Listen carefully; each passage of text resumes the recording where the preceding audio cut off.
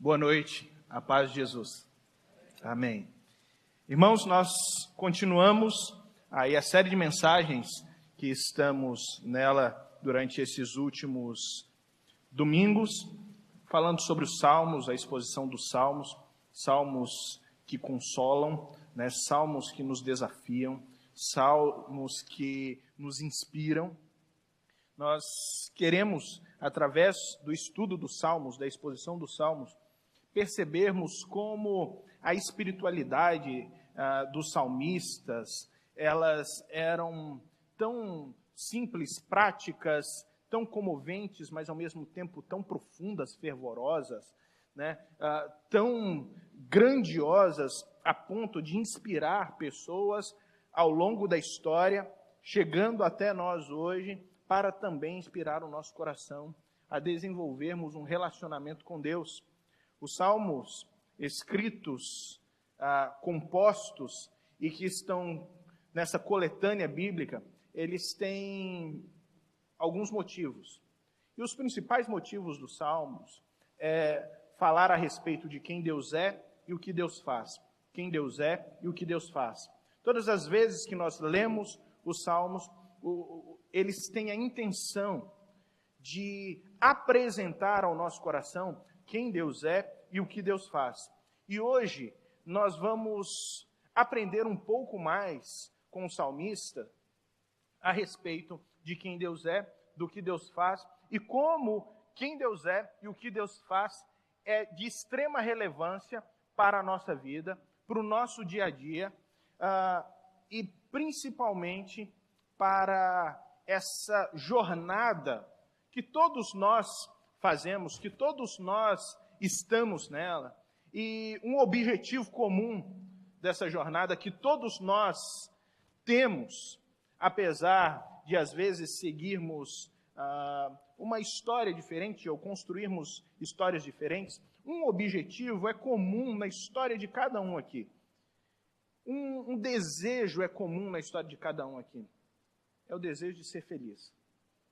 É o desejo de encontrar a felicidade, essa tal felicidade que todo mundo fala, que todo mundo busca, que todo mundo quer, mas pouca gente alcança, pouca gente realmente consegue desfrutar, e muitas pessoas desfrutam de felicidade a partir da percepção de momentos específicos de alegria, ou de uma alegria supracircunstancial, ou seja, uma alegria que está além de uma circunstância. Essas pessoas que alcançam esse tipo de felicidade supracircunstancial, que vai além das circunstâncias do dia a dia, são chamadas cristãos.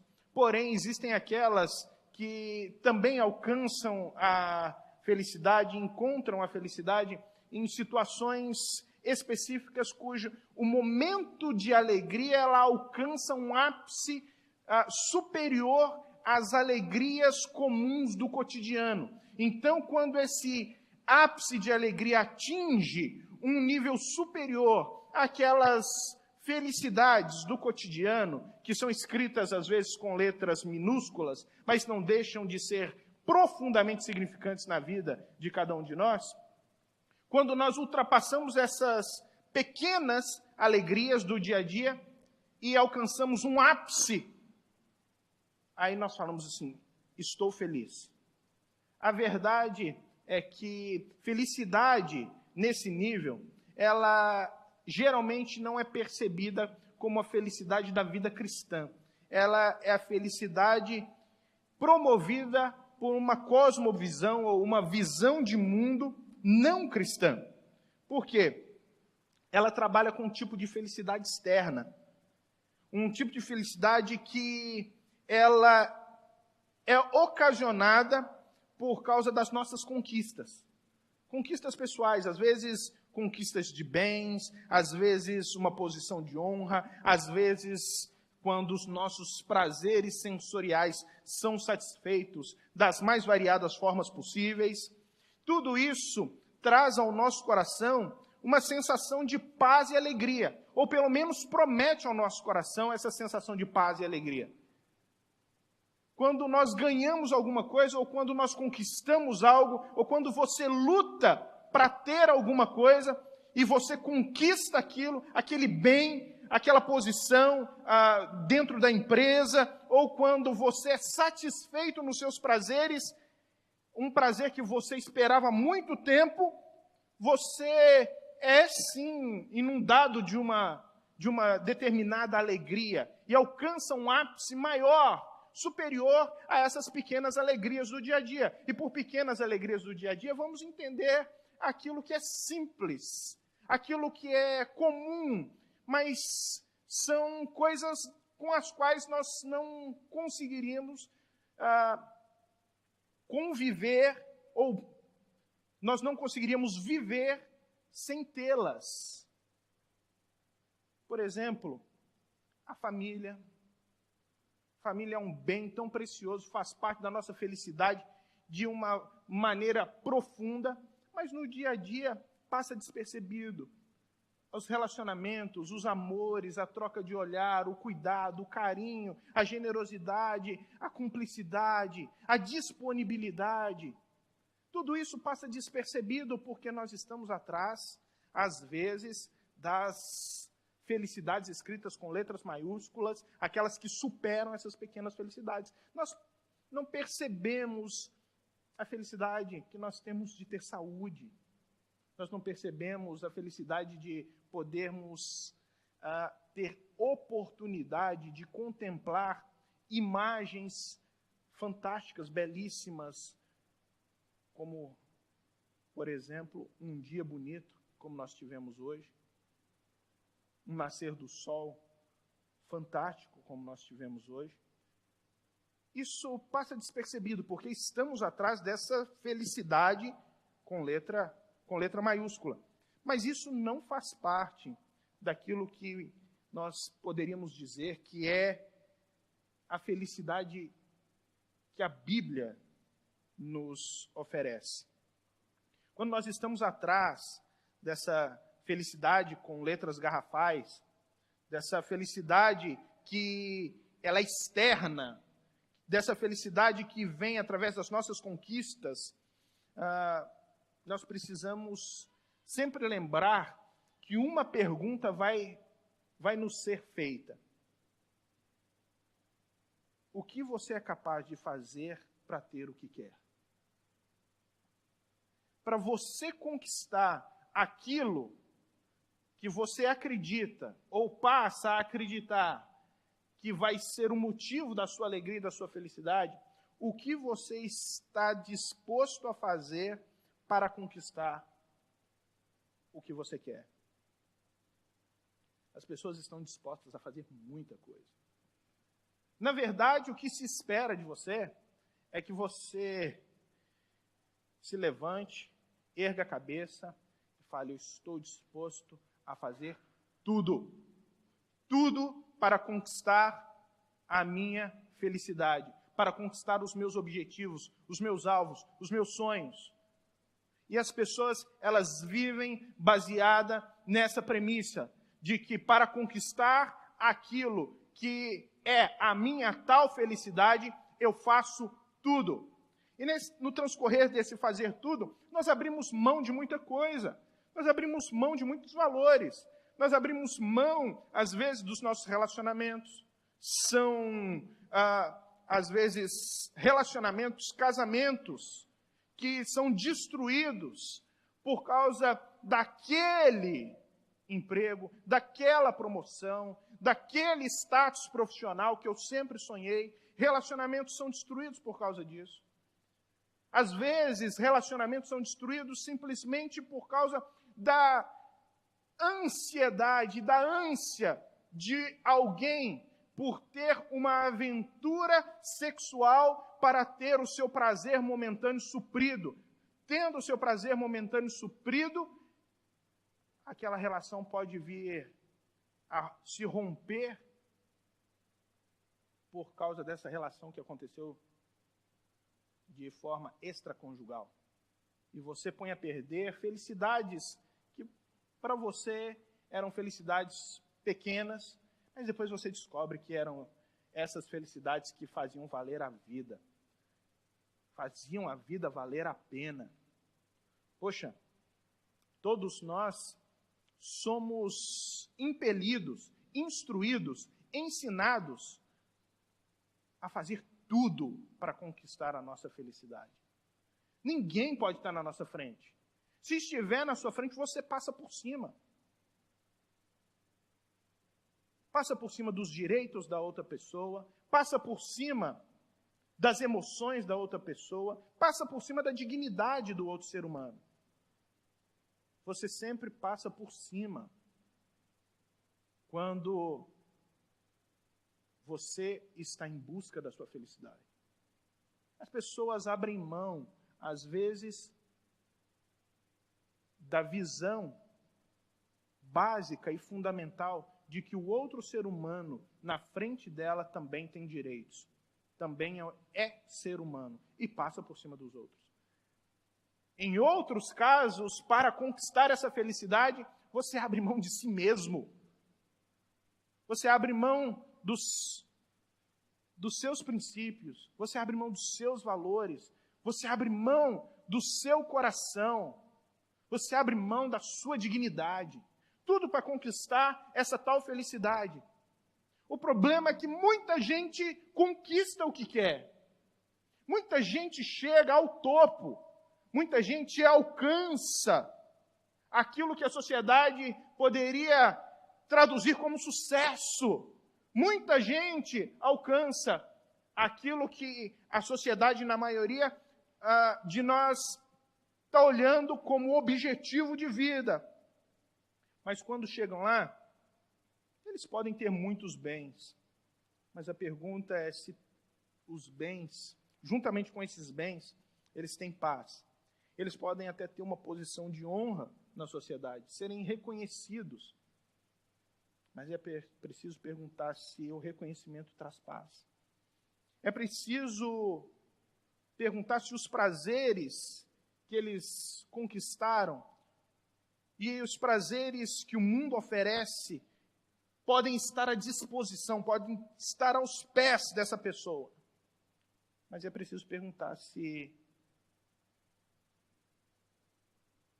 ao experimentar todos esses prazeres, isso trouxe paz.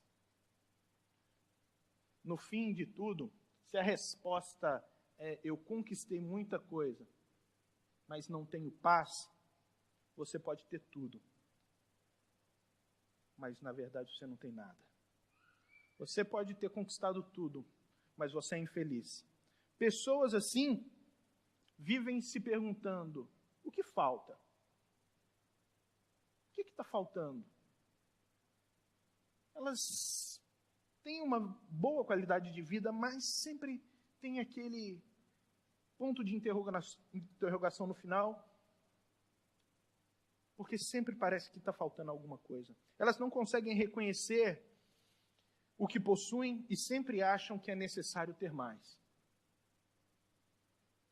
Foi uma pergunta para um dos homens mais ricos do mundo, da família mais poderosa do mundo, o velho Rockefeller, que mexeu muito com o meu coração e me fez pensar sobre ter muito e não ter nada. Foi quando uma jornalista interessada no sucesso daquele homem perguntou: o quanto de dinheiro é necessário para uma pessoa ser feliz?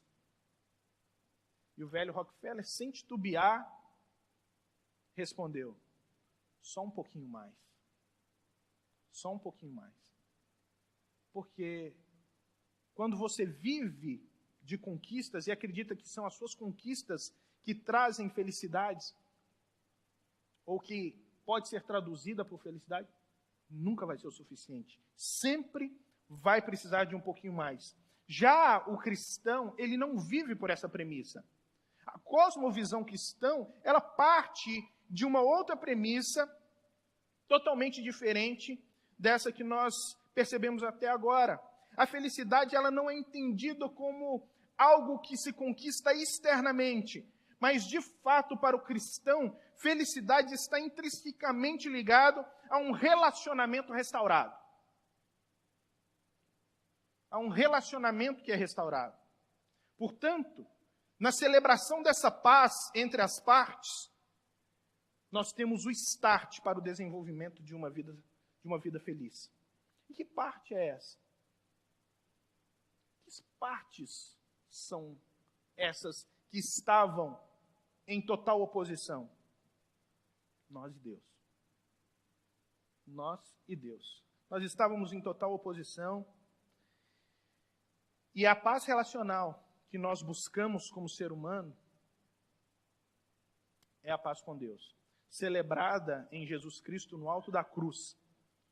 Foi por isso que Cristo morreu, para perdoar os nossos pecados, tirar a nossa culpa, a culpa que pesava todos os dias sobre os nossos ombros, roubando a nossa paz. Por mais que busquemos alegria e felicidade naquilo que é externo, nós nunca vamos encontrar de fato isso, porque pode parecer clichê. Eu sei, você já ouviu muito isso, pode parecer clichê, mas a felicidade, ela está naquilo que é estruturado internamente em você, e não naquilo que você conquista externamente. Ela começa naquilo que é feito por Deus no seu coração, e não naquilo que Deus pode dar para você nas suas mãos. Eu gostaria que nós pudéssemos meditar rapidamente no texto que se encontra no Salmo 32. E nós vamos perceber como um homem, com a sua experiência, nos ensina muito sobre isso.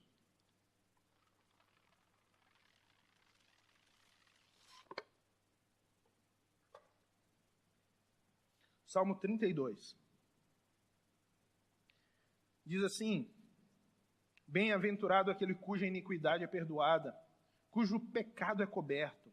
Bem-aventurado o homem a quem o Senhor não atribui iniquidade, e em cujo espírito não há dolo.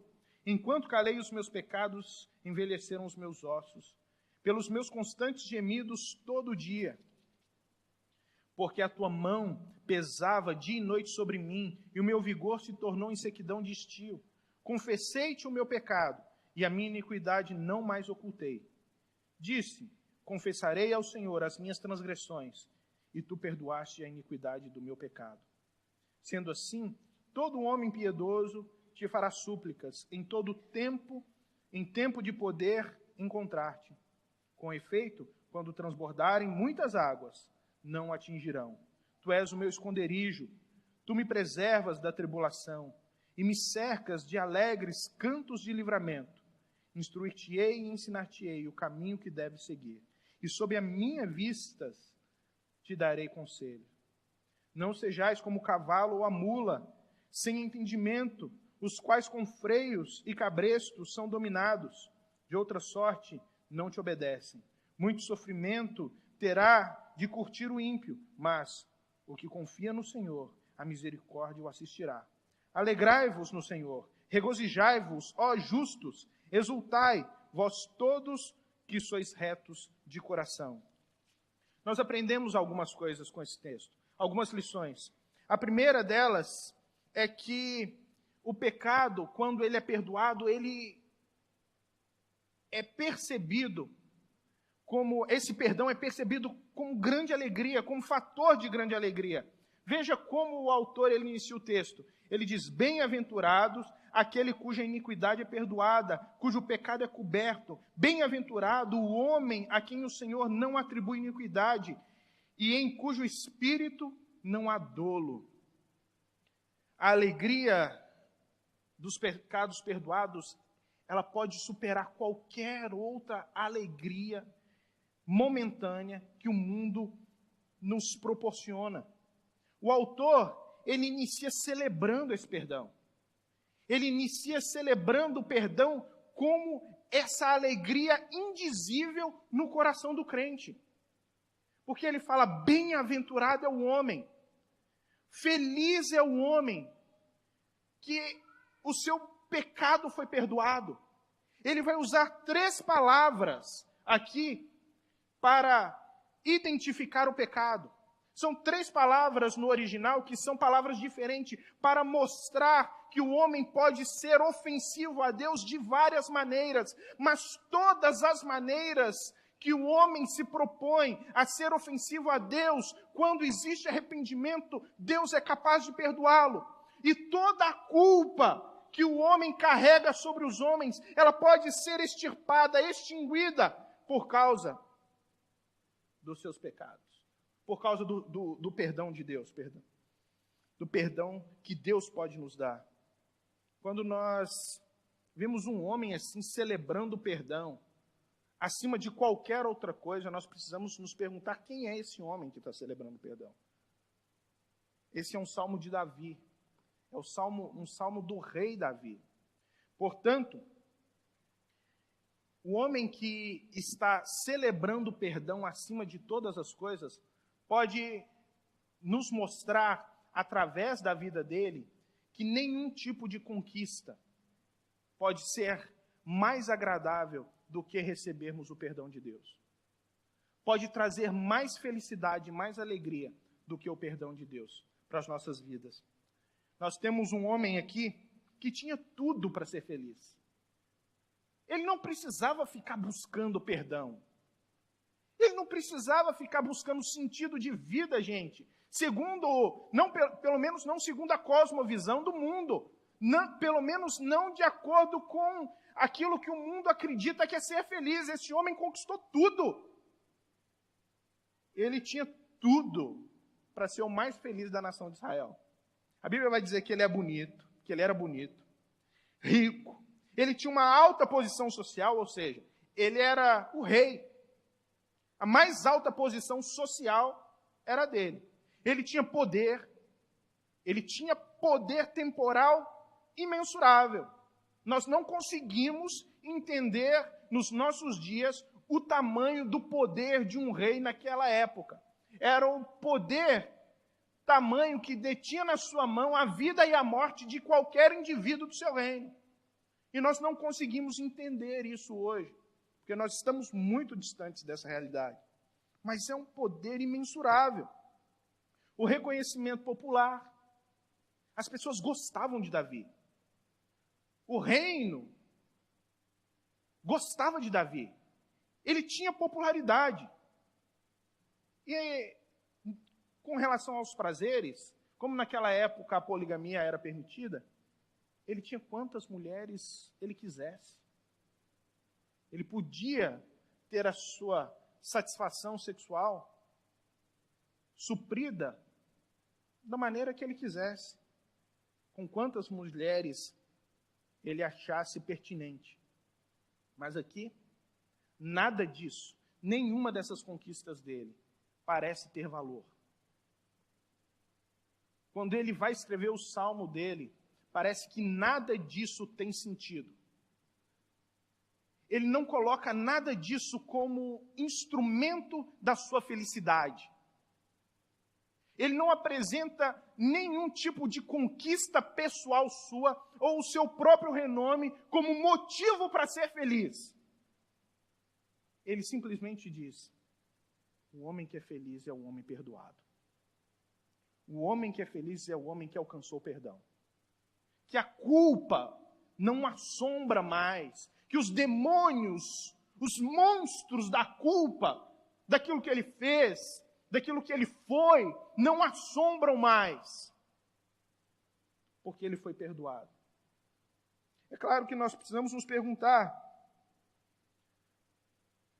se nesse salmo ele está traduzindo em poema, em verso e prosa, uma situação pessoal, uma experiência pessoal. Qual foi essa experiência pessoal que fez com que Davi pudesse se sentir dessa maneira a ponto de celebrar o perdão dessa forma? Nós podemos, os historiadores e os eruditos, eles vão dizer que esse salmo foi composto junto com outros salmos, num momento de muita tristeza de Davi, ou depois de um tempo de profunda tristeza de Davi, e de um pecado grave, que foi o pecado que ele cometeu de adultério com Batseba, a mulher de Urias. Ele no tempo em que ele deveria estar guerreando junto com os outros reis, ele ficou em casa. E parece que pecado acontece assim, né? Quando nós deveríamos estar fazendo alguma coisa e nós não fazemos, aí parece que esse pecado, o pecado aflora, o pecado acontece, nós somos seduzidos.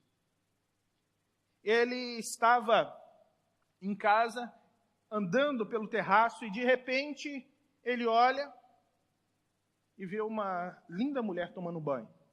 E nós precisamos nos lembrar que banheiro privativo, como nós temos hoje, era luxo só de família real, só de nobre. As pessoas tomavam banho, era de cacimba mesmo. E, vez por outra, você era pego tomando banho. E, de repente, ele está ali, olha para aquela mulher, a mulher está tomando banho, ele se sente atraído pela mulher, chama os seus servos e pergunta, olha, quem é aquela? Eles vão dizer, olha, aquela é a mulher de Urias, Senhor. O general Urias. O general Urias está na guerra. Ele está lutando a sua batalha. Ele está lutando em nome do rei. Ele fala, manda trazer a esposa de Urias. A esposa de Urias sobe, ele se deita com ela. Depois que ele acaba, ele despede a mulher volta para casa. Está tudo certo, ninguém vai ficar sabendo. É um pecado que ninguém vai descobrir. Pouco tempo depois, a mulher envia um mensageiro dizendo, estou grávida. E agora? Como resolver? O marido está em guerra, o marido não veio. Como é que ele vai resolver essa situação? Ele manda trazer Urias da guerra. Chegando, ele faz um banquete. Ele dá uma festa, chama Urias, dá vinho para Urias. Fala, bebe comigo, meu amigo. E Urias bebe. Depois da festa ele fala, agora vai para a tua casa, deita com a sua esposa. Urias olha para ele, não, Senhor. Como é que eu vou me deitar com a minha esposa, sendo que os meus homens estão na guerra? Eu não posso ser antiético dessa forma. E ele fica no palácio. No outro dia, encafifado com aquilo, o que o rei faz? Chama novamente Urias, dá uma nova festa, dá vinho para ele e fala assim, é isso aí, Urias, agora você está feliz, vai se deita com a sua esposa. Ele, não, Senhor, eu vou ficar deitado aqui na escada do palácio. Aqui na escada do palácio, os meus homens estão lutando. Como é que eu vou ficar aqui me divertindo, comendo, bebendo e me deitando com a minha esposa? Não, Senhor, eu vou ficar aqui, eu sou fiel. No outro dia, o rei fala, tudo bem, vem aqui. Ele escreve um bilhete, uma carta, sela com o anel do rei e fala assim, olha, está aqui, Urias, leva essa carta e entrega na mão de Joabe, do general Joabe. E aí, quando você entregar essa carta, não leia, porque é secreto, tá? Não leia. Quando você entregar essa carta, lá, ele vai honrar você. Ele leva a carta e ele não sabia que o que ele estava levando, na verdade, era a sua sentença de morte. Quando Joabe, ele abre a carta, ali estava escrito, Joabe coloca Urias próximo do muro, ao alcance dos flecheiros, para que os flecheiros possam acertá-lo. Joabe, como obediente que era, colocou aquele batalhão próximo do muro, onde havia os melhores flecheiros. E aí, Urias é acertado por uma flecha, de acordo com os planos de Davi. Um homem inteligentíssimo. Acabou, gente, não tem mais problema. Não tem, está tudo feito. Ninguém vai saber mais do pecado. Ele vai resolver o pecado, porque o que ele vai fazer? Ele vai pegar agora a esposa de Urias e vai casar com ela. Ele casa com a esposa de Urias. E está tudo certo. Lê do engano. Diz o texto que aquilo pareceu mal aos olhos do Senhor. O que Davi fez pareceu mal aos olhos do Senhor. E agora, nessa parte do texto, ele vai relatar o que aconteceu com o seu coração, a partir do momento em que ele fez aquilo que era mal aos olhos do Senhor. Leia comigo o versículo 3 e 4. Diz assim: enquanto calei os meus pecados, envelheceram os meus ossos. Pelos meus constantes gemidos todo dia, porque a tua mão pesava dia e noite sobre mim, e o meu vigor se tornou em sequidão de estio. E aí no versículo 5 ele vai dizer: confessei-te o meu pecado, e a minha iniquidade não mais ocultei. Disse: confessarei ao Senhor a minha transgressão, e tu perdoaste a iniquidade do meu pecado. Não foi assim uma conclusão lógica que Davi teve, e simplesmente bateu arrependimento nele. Diz as Escrituras, em 2 Reis, capítulo 11, que um homem chamado Natã, profeta de Davi, chamado também Natã o vidente, ele entra no palácio, chama Davi e fala: rei, está acontecendo um problema no reino. Davi fala: qual é o problema, Natã? O problema é o seguinte: tem um homem muito rico no teu reino, ele tem muitas ovelhas, muito gado, ele tem muitas cabras, e ele recebeu uma visita, e ele queria dar um banquete para o seu visitante. E ao invés de dar o banquete com aquilo que ele tinha, havia um outro homem pobre, coitado, só tinha uma ovelhinha, uma cabrinha. E ele pegou a ovelha daquele homem e fez o banquete com a ovelha daquele homem, ao invés de fazer o banquete com as muitas ovelhas que ele tinha. Davi se levanta do trono, fica irado, vermelho, e diz: esse homem é digno de morte. Quem é esse homem? Natã vai então colocar o dedo no nariz de Davi e vai dizer: tu és esse homem. Tu és esse homem. Davi cai de joelhos e diz: pequei contra o Senhor. E quando ele fala pequei contra o Senhor, a noção dele de arrependimento é imediata. Parece que a ficha cai. Parece que tudo aquilo que ele tinha escondido vem à tona, trazendo um profundo arrependimento. Mas olha tudo o que Davi tinha feito. O coração endurecido por causa do pecado. Não foi só um adultério. Foi toda a trama por trás. Porque o pecado te faz tramar. Faz com que o seu coração se endureça. Ele tramou o pecado para adulterar com Batseba. Ele tramou o pecado para o assassinato de Urias. O coração dele se endureceu de tal maneira que depois da vitória do exército, quando os escravos chegaram, aqueles homens que foram conquistados, chegaram até ele, diz que ele colocou esses homens deitados no chão, pegava um metro e jogava o metro, e dependendo da forma como o metro caía, ele dizia: corta esse ao meio. Esse aqui, pode cortar a cabeça dele. Esse outro aqui, enforca.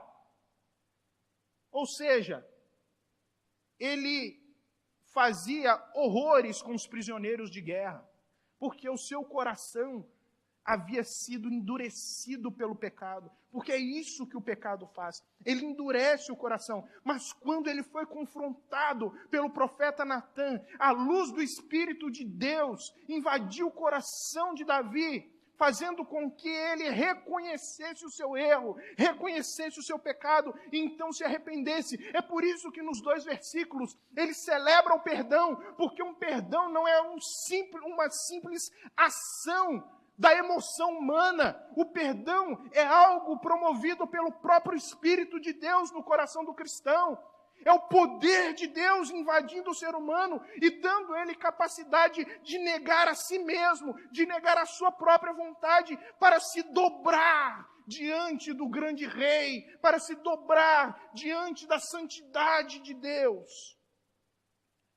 E depois dessa experiência, Davi parece que cai em si, não só de que precisa se arrepender, mas ele fala, eu entendi o que eu estava vivendo até agora.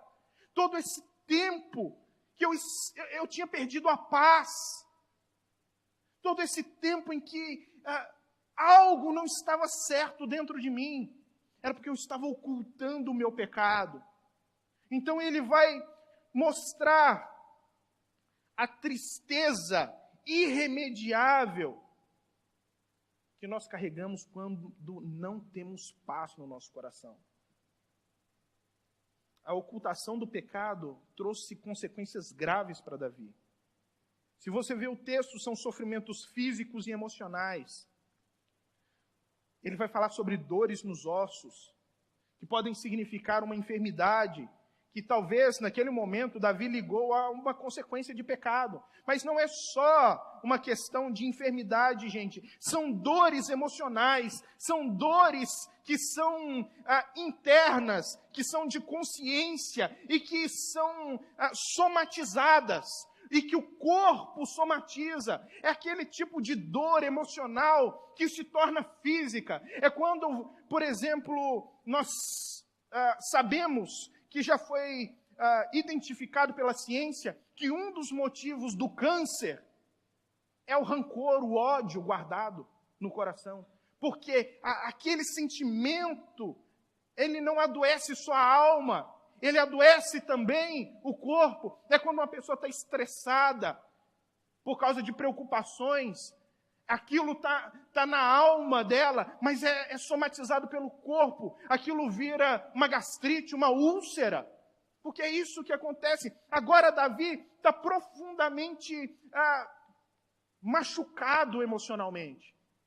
Tem algo dentro do coração dele que não está certo, mas ele não conseguia identificar o motivo dos seus problemas. Mas depois que ele é confrontado, ele entende, agora eu entendi porque nada estava bom.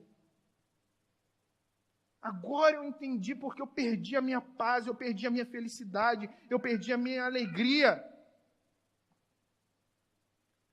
Ao mesmo tempo que ele tinha dores nos ossos que poderiam ser físicas, essas dores também demonstram a pressão interna que ele estava sofrendo, que o fez perder o brilho da vida e tirar o significado da existência dele.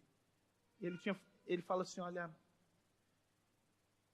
a tua mão pesava sobre mim todos os dias. A tua mão pesava sobre mim todos os dias. Isso mostra a mudança do papel divino na vida de Davi. Davi era o homem abençoado por Deus, gente. Sempre foi um homem abençoado por Deus. Parece que tudo que aquele homem tocou, Deus abençoava. Deus fazia prosperar. Deus cuidava de Davi. Quando os inimigos se levantavam contra ele, Deus o guardava. Mas neste momento ele vai falar, parece que Deus estava em oposição a mim. Porque agora a mão abençoadora de Deus é a mão pesada de Deus. É a mão que incomoda.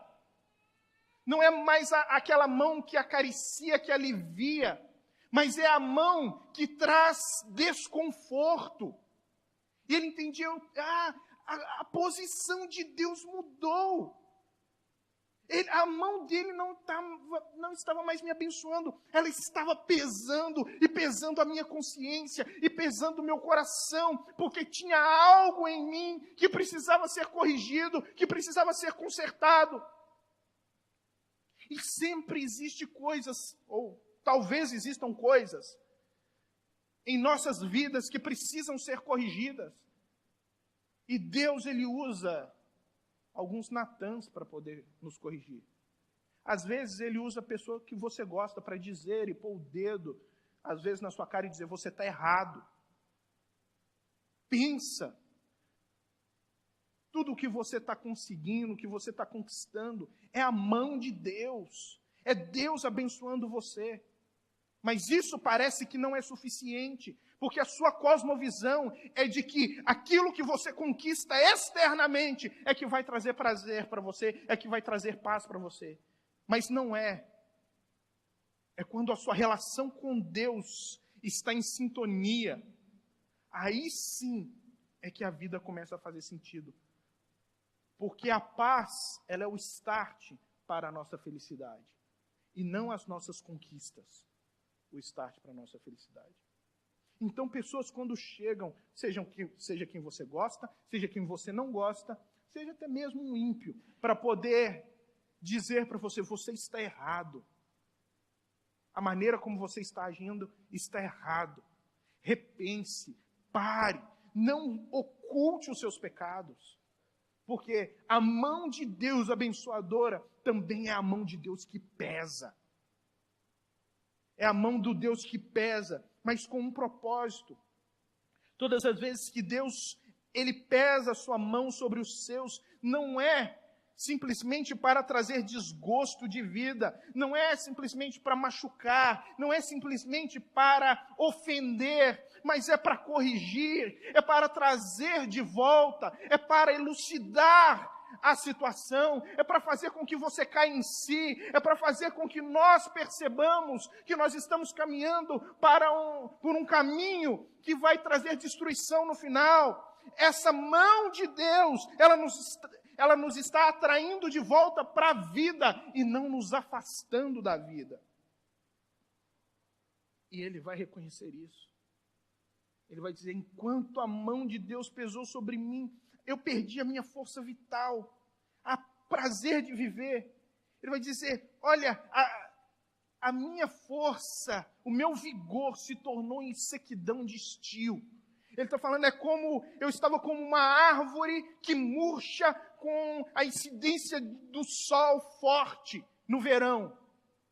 Assim como uma árvore que está no sol e não recebe água no verão e recebendo a incidência de sol constante, ela murcha. Ele está falando, era isso que estava acontecendo comigo. Eu estava murchando, eu estava secando, eu estava morrendo. Ele está falando, olha, se tornou em sequidão de estio. É como aquele orvalho da manhã, que quando nasce o sol, rapidamente seca. Ele está dizendo, foi essa a minha experiência. Eu estava secando rapidamente, por causa da mão de Deus que pesava sobre mim. Mas no versículo 5, ele mostra o poder da libertação de Deus, o poder da libertação do perdão de Deus. Ele vai dizer no versículo 5,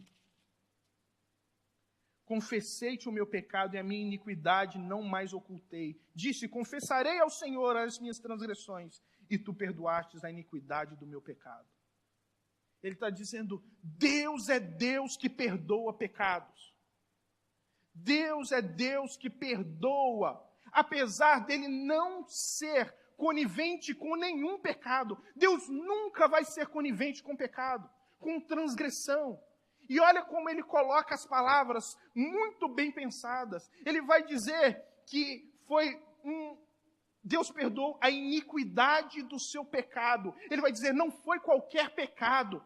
Foi um pecado maldoso, maligno, perverso. Eu reconheço que o meu pecado foi extremamente ofensivo à humanidade. Foi algo terrível. Mas Deus perdoa pecados. Deus é Deus que perdoa os pecados. Eu sei que estão em alta hoje em dia os cultos de libertação. As pessoas gostam de culto de libertação. Gostam de ir e um monte de coisas acontecem em culto de libertação. Mas eu gostaria de chamar a atenção de vocês para aquilo que muitas vezes acontece em cultos de libertação. As pessoas parecem que vão, aí elas precisam ir de novo, e elas precisam ter uma sequência de idas nos cultos, para se verem libertas, às vezes não se percebem libertas, às vezes sim, mas às vezes essa libertação é temporária e devido ao sentimento de que precisam continuar frequentando os cultos de libertação, elas continuam frequentemente participando dessas reuniões para se sentirem libertas por Deus. Meus irmãos, Davi experimentou uma libertação instantânea. Você quer um verdadeiro culto de libertação? O verdadeiro culto de libertação que nós prestamos é o culto de arrependimento. É o momento em que nós nos arrependemos sinceramente diante de Deus, em confissão, confessando os nossos pecados. Assim nós experimentamos o poder libertador do perdão de Deus. Ele restaura a nossa vida, restaura a nossa alma, restaura a nossa espiritualidade, restaura as nossas emoções, restaura o nosso sentido de vida, porque antes nós estávamos aprisionados em um lugar sem paz. Quando nós recebemos o perdão, nós temos algo que ninguém pode roubar de nós, que é a paz de Cristo. A paz que Cristo nos dá. E como ele disse, é a paz que excede todo o entendimento. Todo o entendimento. Nós aprendemos nesse texto não apenas a experiência do salmista. Nós podemos aprender aquilo que o salmista aprendeu com a experiência que ele teve, que são os versículos restantes. No versículo 6, ele vai dizer: sendo assim, todo homem piedoso te fará súplicas em tempo de poder encontrar-te. Com efeito, quando transbordarem as águas, não atingirão. Ele está falando, Deus perdoa pecados. Mas Deus perdoa pecados em tempo em que você pode achá-lo. O tempo que você pode achá-lo é hoje. É como Isaías diz: busque a Deus enquanto se pode achar. Busque a Deus enquanto se pode achar. Quando nós temos um pecado, irmãos, nós não ocultamos esse pecado. Nós pedimos perdão imediatamente, confessamos isso imediatamente para nos ver libertos do poder da culpa. Principalmente porque à medida que nós ocultamos o nosso pecado, nós estamos negligenciando um fator básico da vida humana, que é, você não sabe se vai estar vivo daqui a 5 minutos. Você não sabe se vai estar vivo daqui a 5 minutos. Nós precisamos sempre buscar o Senhor enquanto nós podemos achar. O perdão que Deus nos concede, e quando nós recebemos esse perdão por meio da fé, faz dele o nosso lugar seguro. Faz dele o lugar onde nós encontramos segurança e nos sentimos reconfortados, nos sentimos cuidados por Deus. Depois que ele entendeu o seu pecado, ele confessou, deixou o seu pecado, olha o que ele vai dizer: com efeito, quando transbordarem as águas, não atingirão.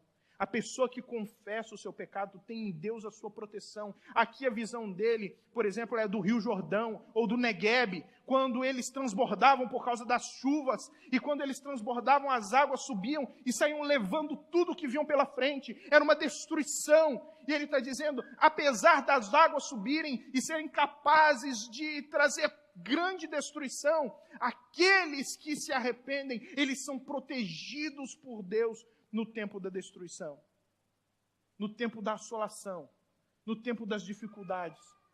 Porque, meu irmão, nada no mundo, nenhuma conquista no mundo pode garantir a sua paz. Você pode ter tudo. Tudo. Basta aparecer uma doença em você.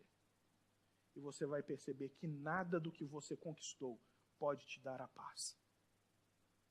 Basta aparecer simplesmente uma pequena doença em você. E você vai perceber que se não for Deus, que se você não se esconder em Deus, as águas que se levantam vão levar você. É por isso que Deus se torna o lugar seguro de qualquer um que confia nele. No versículo 7, ele vai dizer: Tu és meu esconderijo, tu me preservas da tribulação e me cerca de alegres cantos de livramento. O perdão muda a visão do salmista a respeito de Deus. Antes, ele via Deus como aquele que pesava a mão, que estava pesando a mão. Mas agora é o lugar de proteção. Assim acontece com muitas pessoas. As pessoas que não servem a Deus, elas tendem a querer eliminar a ideia de Deus. As pessoas que não servem a Deus, elas querem acabar com a ideia de Deus. As pessoas que estão no estado de pecado, elas têm aversão a Deus. Muitas acham que Deus está perseguindo elas. Elas têm medo de Deus. Deus é visto como um opositor. Por isso elas querem se afastar de Deus. Mas depois do perdão, Deus se torna refúgio e alívio. Refúgio e alívio para as almas daqueles que antes viam Deus como um opositor. No versículo 9 ele vai dizer: Não sejais como o cavalo ou a mula sem entendimento, os quais com freios e cabrestos são dominados, de outra sorte não te obedecem.